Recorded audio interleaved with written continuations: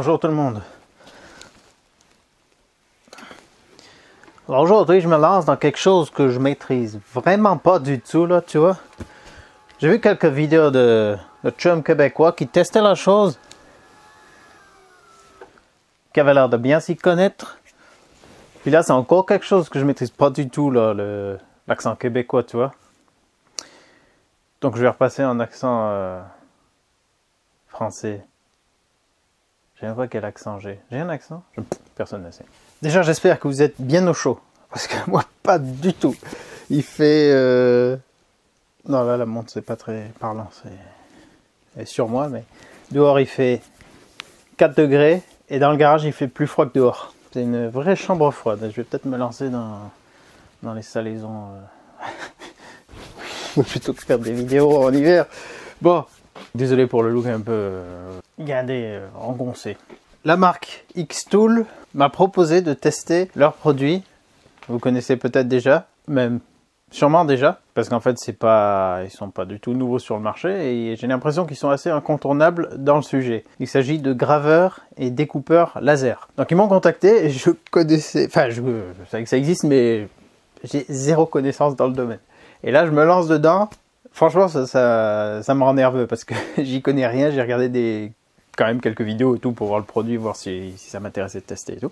Voir si je pouvais avoir un intérêt dans mes pratiques, dans mes bricolages, voire même professionnellement. Et donc, je vais découvrir ça.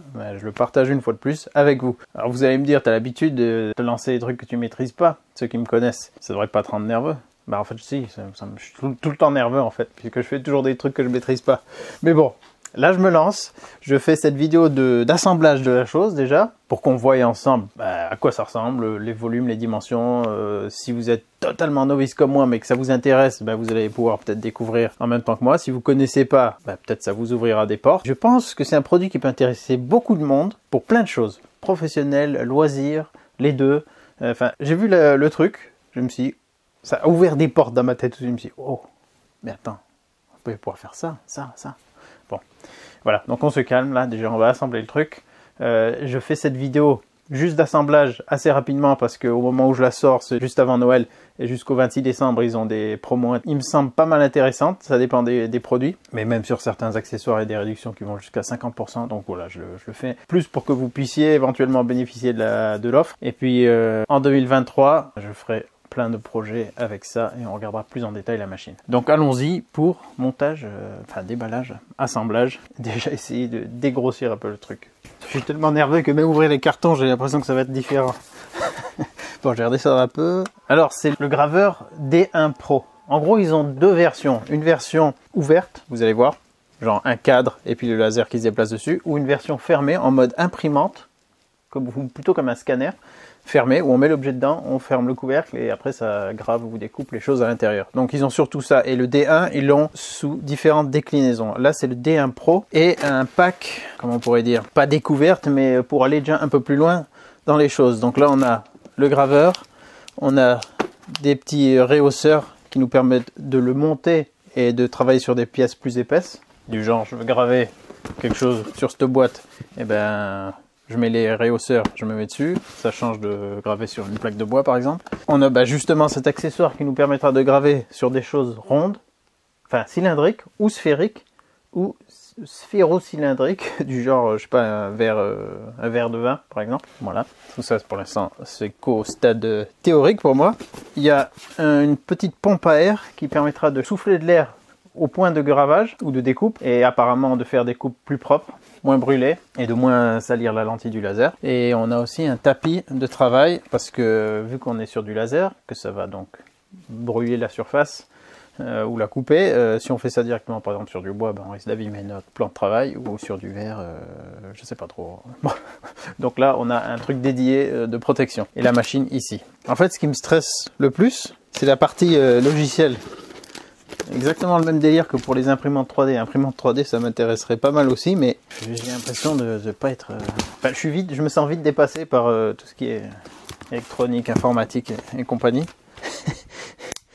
Et ça me fait un peu peur de pas trop y arriver. Donc, voilà, c'est pas le tout de mettre la machine en place si on n'utilise pas de... je pense déjà sans logiciel, on peut rien faire. À moins qu'on puisse enclencher le laser et genre le déplacer à la main sur la pièce et faire des trucs à la main tout pourri. Bon.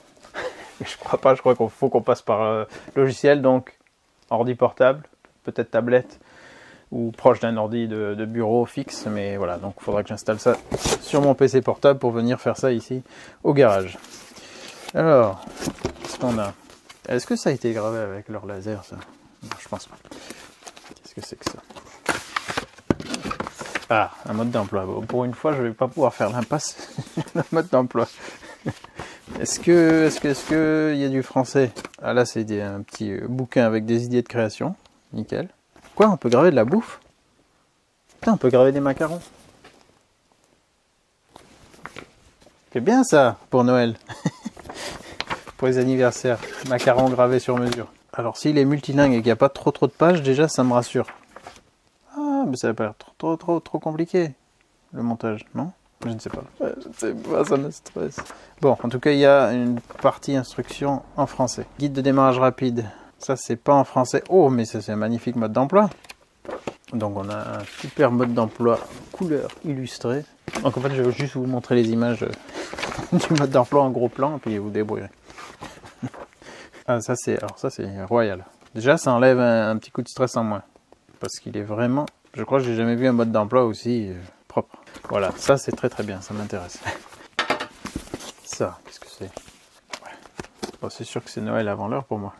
Mais en fait, c'est un peu Noël.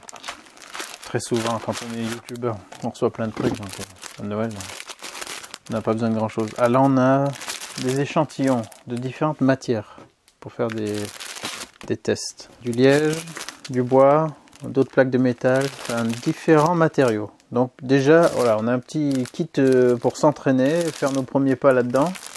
Ça, c'est bien. Pas obligé d'aller fouiller, chercher des trucs. J'avais déjà gardé quelques bricoles de côté, du genre une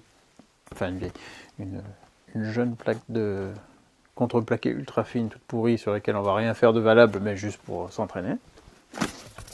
Ah, alors j'ai choisi en rouge parce que c'est quand même joli. Il y a plusieurs étages ou un, ça suffit. Une boîte avec. Il fait trop froid, bordel.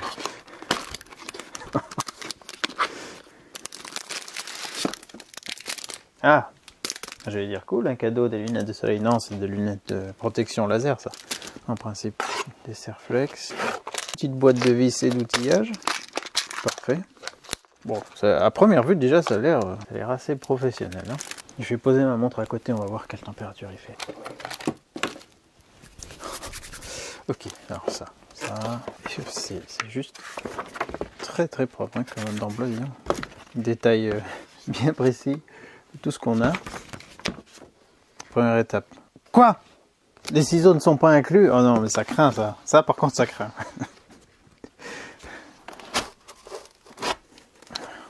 Doré, mais c'est trop beau. Waouh. Alors, des ciseaux pour des Serflex, je vais vous le dire de suite, ça ne se gâche pas les Serflex. Enfin, les Riesland. L'âme de clochard ressurgit à chaque fois. Voilà. Qui a besoin de ciseaux? Ça peut servir pour resserrer des trucs carrés, ça. Ok, donc on a cette partie avec des nappes de câbles, roulement, et le métal, je vous le garantis, il est bien froid pour ne pas arranger mes mains. Bon, je vais sortir chaque élément. C'est super bien calé. Hein. On a une longue tige comme ça, un axe, un des côtés, la carte électronique. Ah, ouais, quelque chose dedans aussi. Ou bien. Ah oui! C'est quoi ça? Les pieds. D'accord. Ah, là-dessous, il y a aussi des choses. La ligne.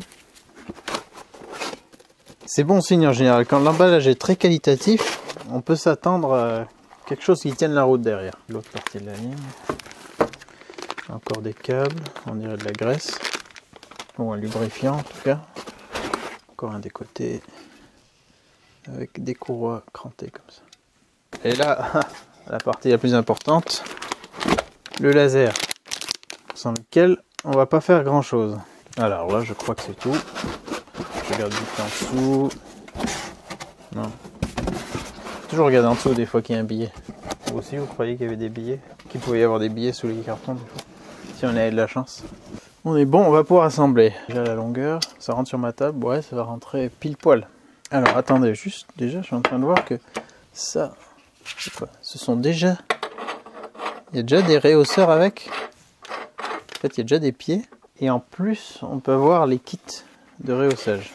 Oh, ils sont pas rouges, putain, ça va pas le faire. Et ceux-là, ils sont gris aussi. Oh non, j'y crois pas. Ça va pas matcher. Ouais, ça sonne comme ça. Ah oui, ça peut faire un truc quand même bien haut. Faudra que je mesure tout ça. Je sais pas ce que je vais graver en premier. Est-ce que je le mets direct en mode hauteur max? Non, je le ferai plus tard. Je vais me contenter de le monter. Bon, en tout cas, vous voyez qu'il y a déjà... Mais attends, il y a déjà... Ah, mais il y a déjà double rehaussage. Et en plus, comme il y a 8 rouges, et avec le kit de rehausse là, il y a 8 gris, on peut faire gris rouge, gris rouge. Donc esthétiquement, on va s'en sortir. Mais ça peut faire un truc super haut. Ça c'est très bien, je sais pas, admettons qu'on veuille graver quelque chose sur...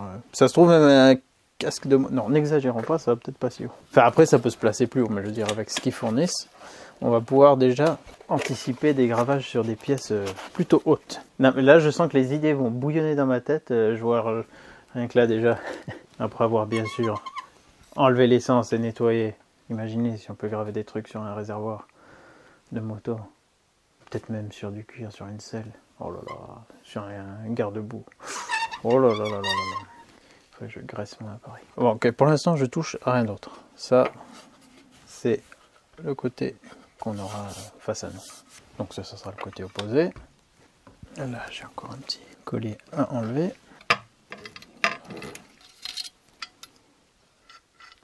Lui ici, lui là, lui comme ça. Je crois qu'on peut tout assembler déjà, enfin tout emboîter.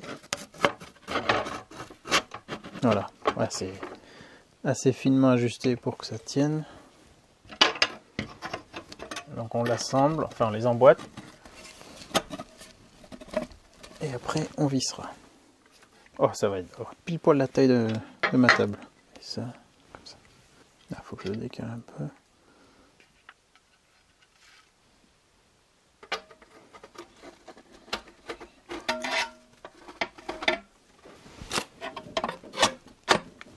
Voilà. C'est normal qu'elle soit toute molle la courroie. Elle est censée être à cet endroit au moins. L'autre elle est plus tendue que ça. Pas du tout tendue ça. Est-ce que c'est normal? Déjà des questionnements. L'autre elle est complètement tendue, celle-ci pas du tout. Ça me paraît bizarre. Ah, j'ai compris. Ça va peut-être vous aider si vous êtes dans la même situation parce que déjà ça peut paraître bizarre. Et la température pour l'instant est de 3,2 degrés. Et dehors il fait plus chaud, mais il y a une espèce de neige fondue qui tombe là. Alors ici, je comprenais pas pourquoi c'était tout mou et que si je le mets comme ça vient buter ici et c'est tout mou. Alors que l'autre côté, pas du tout. Vous voyez là c'est bien tendu. D'ailleurs, ça peut nous donner un exemple pour la tension à mettre sur ce côté tout à l'heure. Ici, aucune tension. En fait, ce qu'il faut qu'on fasse, c'est retirer un peu la courroie ici là.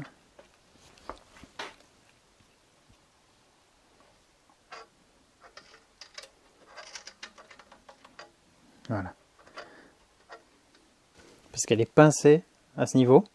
Là, c'est l'axe qui la tient fixe et qui la tire en fait. Et c'est par en dessous qu'elle va pouvoir se décaler.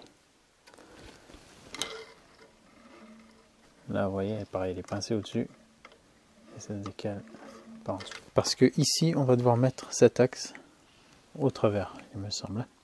Voilà, donc là, je vais pouvoir remettre ça en place et mettre les vis. Pour le cadre, c'est les vis les plus petites et les plus nombreuses. M4 par 8. Là, je vois qu'on a une petite carte SD, micro SD, différentes clés Allen, un petit tournevis. Voilà, pratique. Certaines vis ont du frein filet, d'autres non. Frein filet rouge, frein filet bleu. Et là, pour le cadre, c'est les petites qui n'ont pas de frein filet du tout. Voilà, parfait. On peut les utiliser avec ce tournevis.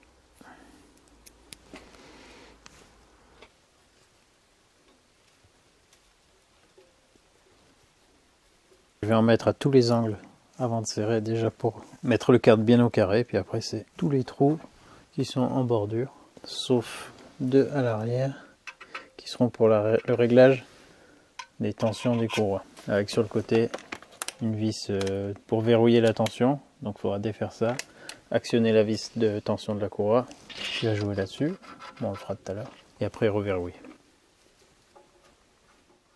Il y en avait 16, s'il en reste 2, a priori c'est normal, j'ai dû recompter pour être sûr que je saute pas en mode Ikea, mon dieu pourquoi il me reste ça. Après on retourne vers le cadre pour mettre 2 vis avec le frein filet bleu ici, donc justement les vis de réglage qui vont venir se visser à l'arrière de cette pièce. Donc avec le frein filet forcément ça va être plus dur à visser, c'est le but, faut pas que ça se dévisse tout seul. Bon là je vais certainement devoir desserrer après pour mettre en place la tringle qui va être là-bas. Là c'est écrit en anglais, ils disent qu'il faut pas trop serrer les vis pour ne pas endommager les courroies. Je pense que le plus important c'est que ça pendouille pas, qu'il y ait quand même une tension qui soit presque droit en fait. Pas non plus que ce soit une corde de guitare, mais pas que ça pendouille. Maintenant on va mettre en place cet axe. C'est cette partie qui va passer dans la courroie là-bas. On va devoir passer le bout de cet axe là-bas dans le roulement. Voilà. En prenant la courroie bien sûr. Là je vois que ça va être un peu tendu. Donc je vais redéfaire le réglage de la tension. Je dévisse la vis avec le frein filet bleu, comme ça je me donne du mou.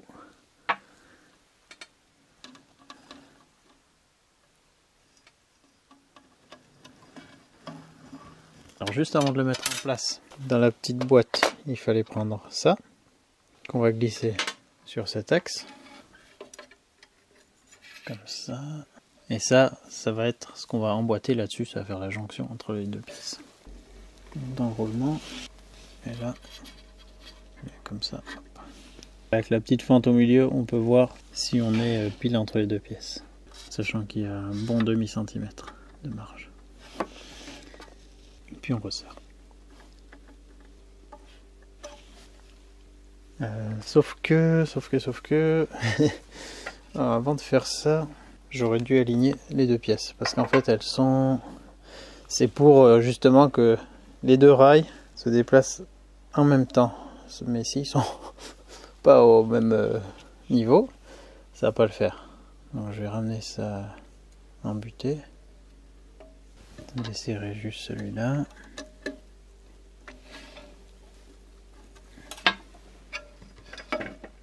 Ramener celui-là. Je pense que c'est bon comme ça. Voilà, ils sont au même niveau. Je resserre. Et là, normalement, ça devrait progresser pareil.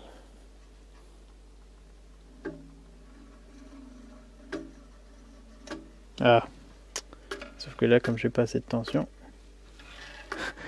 ça saute. Ouais, bon, je vais remettre en place. Voilà, embuté.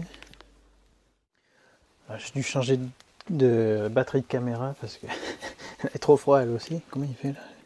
Prendre un petit café pour m'en remonter. Non. J'essaie de voir la température. Il me met recover. Elle aussi après un coup de froid, bon sang. Bon, quand elle aura retrouvé ses esprits, on va voir. Alors, donc là, j'ai remis les deux embutés. Là, c'est trop mou, là, c'est plus raide.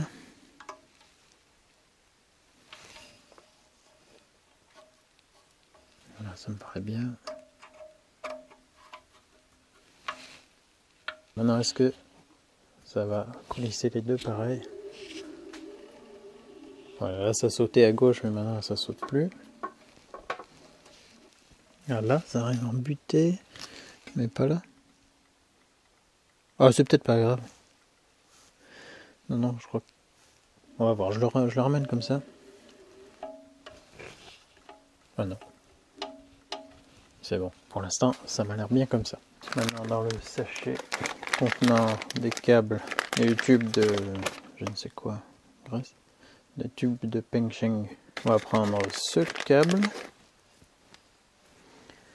Et on va relier la carte électronique avec C'est un moteur, ouais, avec ce petit moteur. Donc il y a des détrompeurs, on peut pas se tromper. On peut essayer de se tromper, mais ça n'entrera pas. Donc on force pas, ça va. Hop. Et l'autre. Voilà. Les petits serflex, il y avait 3 serflex. Où sont-ils? Enfin, non, il y a plusieurs.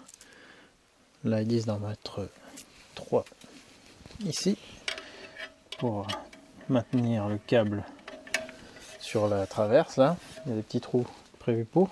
Eh, est-ce que je peux utiliser ceux que j'ai déjà récupérés? Est-ce que le trou est de la bonne taille? Bah oui, impeccable. Bah, je prends ceux qui étaient déjà là. On va pas gâcher du bon collier tout neuf. Voilà, comme ça va pas se balader. Je vais quand même couper ces bouts. On va passer au montage la traverse qui va supporter le laser. Là c'est le devant, là on est à l'envers. On va dire l'axe des abscisses et l'axe des ordonnées. On va décaler un petit peu ça. On met le rail avec le laser côté bouton, côté où il y a écrit Xtool. On dirait que c'est prévu pour que les câbles restent comme ça. On va confirmer ça. Ça donne l'impression avec le collier qui est là, c'est comme ça que ça doit se mettre. Ouais, je pense que on verra si ça nous gêne dans le déplacement, on le bougera, sinon je le laisse comme ça. Il faut le mettre assez droit par contre parce que c'est bien ajusté. Quoique non, ça a l'air de coincer. Du coup ça reste peut-être au-dessus. On va voir. Voilà, comme ça gêne pas du tout.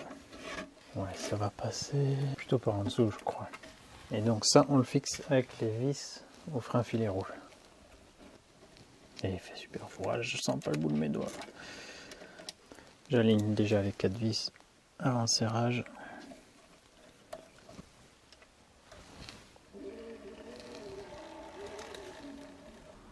Ça sera pour alimenter le laser. Et ça, en dessous... Alors, est-ce que ça va bien en dessous ou est-ce que ça va ailleurs? Parce que là, à ce niveau, ça a l'air de toucher la courroie. C'est pas génial. Il doit y avoir un moyen de la placer. C'est pas clair sur les images là, comment on doit le placer celui-là. Peut-être bouger un peu la tresse, peut-être plus comme ça, ouais. Ah oui, si je mets la tresse dans l'autre sens, ça lui donne moins envie d'aller là-bas. Voilà, donc je vais visser ces 4 vis. Et après, on va brancher les broches là-bas, il me semble. On a encore une vis de tension pour la courroie qui est là-dessous. On va mettre ici. Ça c'est déjà verrouillé aussi, donc là je peux la mettre. Normalement ça joue pas sur la tension. Voilà, je vais la redresser.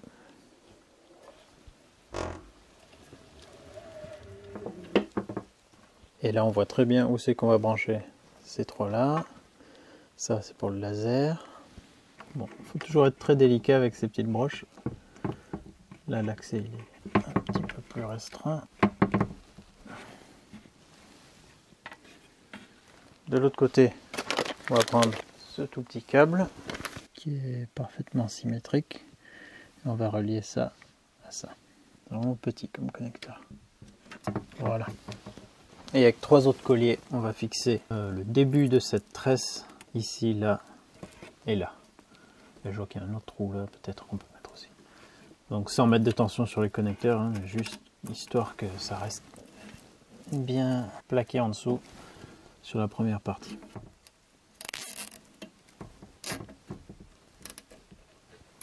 Voilà, tout est coupé, on est bon. Il semblerait que nous sommes arrivés à 80% du montage.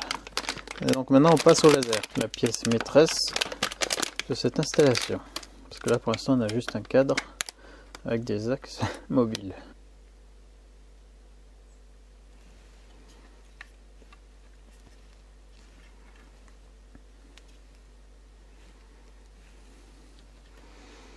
Qui se mettra donc ici. Alors il faut déjà installer un petit truc sur le côté. Là c'était quoi? Quelle est cette bague? On en parle? Pas tout de suite. Alors je la laisse là-dedans.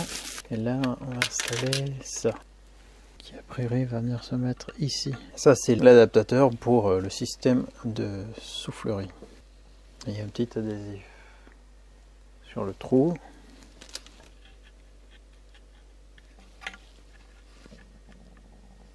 Il colle bien. Je peux l'enlever ce cache facilement ou pas? Non. Ah non, il est bien vissé en place. Oh, il est glacé le truc. Vivement que je puisse isoler ce garage. Mais c'est pas pour tout de suite. J'ai déjà isolé la maison. Mais j'arrive pas à l'enlever. Ah, j'ai jamais autant galéré à enlever un adhésif. Il fait trop froid. Donc ça, on le met comme ça. Bon bah mince alors. La tête, elle est... Enfin le trou, il est un petit peu trop décalé vers ce côté. Bon, heureusement j'ai une petite clé à laine. Je crois que je peux desserrer un peu cette vis et je dois pouvoir juste orienter ça un tout petit peu différemment. Oui, c'est bon. Voilà. Parce que là, sinon, je pouvais pas le visser à cause du cache. Ok.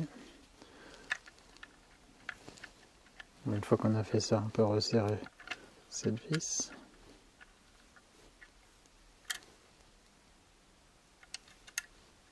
Et en attendant, on met le petit bouchon dessus, histoire qu'il n'y ait pas de saleté qui rentre. Voilà. On va pouvoir brancher ça dessus.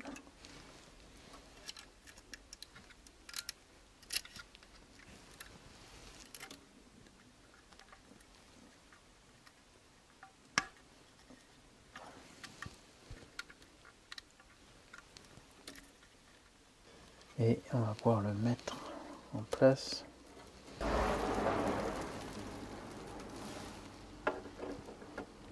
Ici.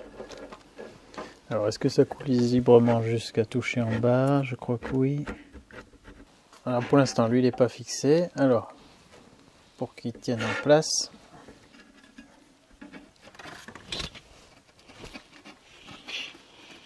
on va devoir actionner cette petite molette qui a l'air bien pratique. Donc, puis on le glisse dans le rail.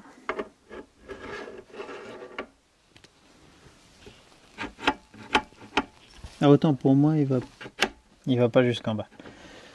Mais pour le fixer, alors ça se retire. Et là, on peut utiliser, en fait, par exemple là, pour verrouiller, il faudrait appuyer vers le bas. Mais j'ai pas assez c'est pas assez vissé. Donc, on va vers le bas, on décale, on soulève, on remboîte. Ça nous sert de petite clé. Voilà, puis à un moment donné, quand on a assez vissé, je remonte. Hop, c'est bon. Attends, je vais remettre un peu plus.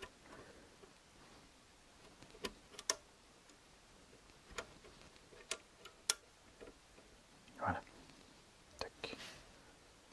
Je vais voir à l'usage si les câbles ne gênent pas. Normalement, j'ai mis toutes les fixations qu'il fallait, donc ça devrait aller. Ça, c'est apparemment une petite lentille supplémentaire qui doit s'insérer dans le laser. Pour l'instant, je n'y touche pas. Je vais la mettre dans cette petite boîte à outils. Là, on a une petite carte SD que j'ai montré tout à l'heure. Alors, c'est pas très lourd, hein, ça se manipule. Ça pourra se manipuler assez facilement. Le plus lourd, limite, c'est le laser. Le cadre, il doit peser aussi lourd que le laser presque. Je ne sais pas encore exactement à quoi elle va nous servir, cette carte, mais probablement enregistrer des mises à jour des pilotes et des trucs comme ça. Voilà. Il nous reste une vis de chaque, enfin deux petites. Une avec du frein filet rouge, une avec du bleu. Je ne sais pas si c'était juste des vis de rechange ou si ça va nous servir pour d'autres accessoires. Je laisse ça dedans. Voilà, ça va se présenter comme ça. C'est vraiment pile poil pour ma table. La dimension est nickel. Et je sais, et ça pourra m'intéresser déjà, j'ai déjà vu qu'ils ont, alors c'est certainement de ce côté que ça se met, oui, c'est de ce côté, qu'il y a une extension. Donc là, il faudrait le mettre dans l'autre sens. Et on peut presque doubler, voire même doubler la surface de travail. Si on a je sais pas, des grandes choses à graver. Déjà que là, on peut graver sur de grandes choses si on déplace la machine. C'est peut-être un peu délicat à configurer la continuité du projet, mais ça peut se faire. Contrairement à la version qui est dans une boîte où on aura l'espace limité à l'intérieur. Ça, on peut le poser sur une surface et le déplacer. Et donc, travailler sur des surfaces théoriquement illimitées en taille. Bah là, ils nous disent félicitations, vous êtes arrivés au bout. Tant mieux. Et ils ont une petite surprise pour nous dans le logiciel. Il y a un petit défi pour les novices pour apprendre à faire nos premiers pas. Dans le mode d'emploi, la prochaine chose qu'ils évoquent, c'est le réglage de la hauteur du module et de la focale du laser. Alors, la manette de gauche, quand on est face au laser, c'est celle qui permet de régler toute la hauteur du module. Et la manette de droite, elle permet de régler la hauteur du laser. Vous voyez, il n'y a que le laser qui bouge.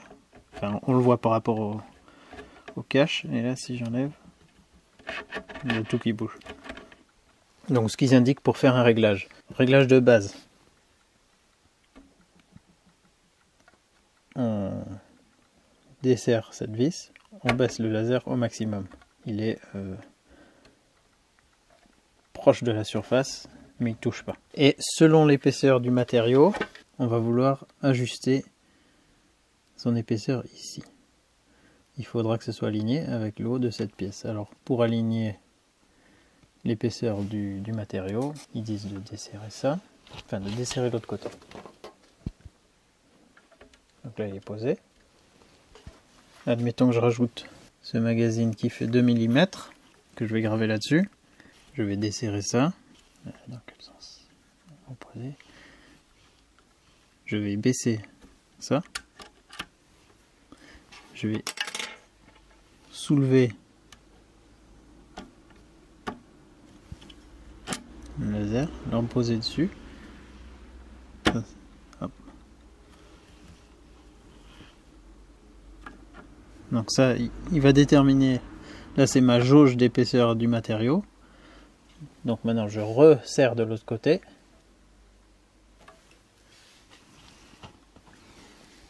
Je peux remonter ça comme ça. Et je resserre ici.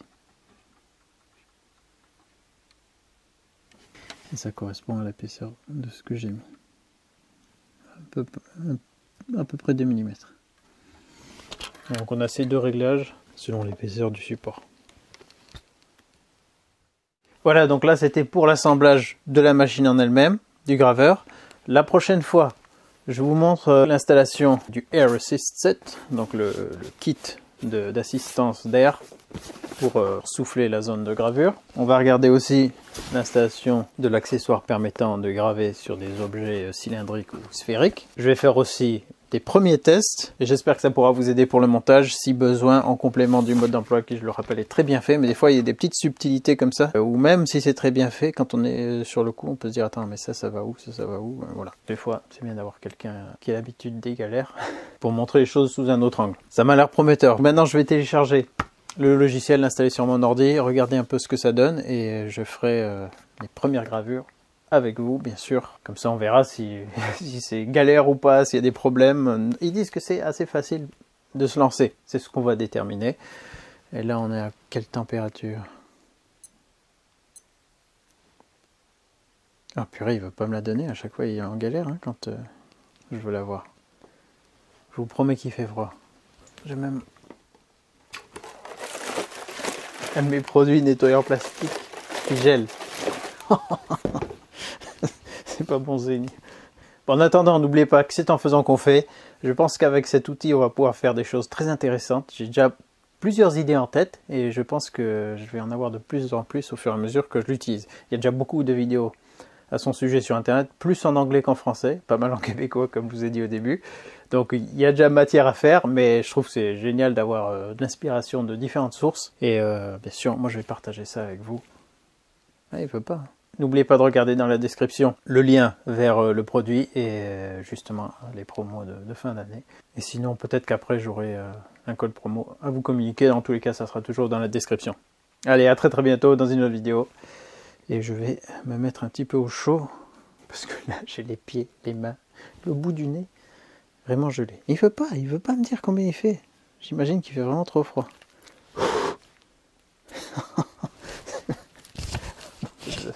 J'ai rien d'autre qui me dit. Ah si, ça peut me dire la température, ça je crois. 3 degrés. Il me dit 3 degrés, mais moi j'ai l'impression qu'il fait moins que 3 degrés. C'est où? Elle est où ta sonde? C'est partout. Bon. C'est assez froid pour moi. Ah, j'ai pas regardé les températures minimales de fonctionnement. Ça me le dit ça? Parce que ça se trouve... il va falloir que je mette un coup de chauffage pour que ça fonctionne. Température minimum de fonctionnement. Dites-moi, dites-moi, dites-moi. La machine fonctionne correctement à une température comprise entre 0 et 35 degrés. J'en suis pas loin, mais ça devrait fonctionner. J'espère que la prochaine fois, ça va pas aller plus bas. Allez, à bientôt. Non, toujours en recover, mon pauvre. Ça promet de belles choses.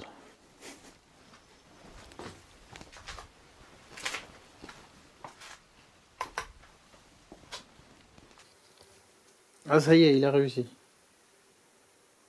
3,6.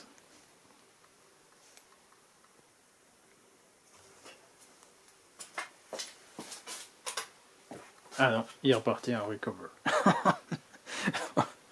Tant pis.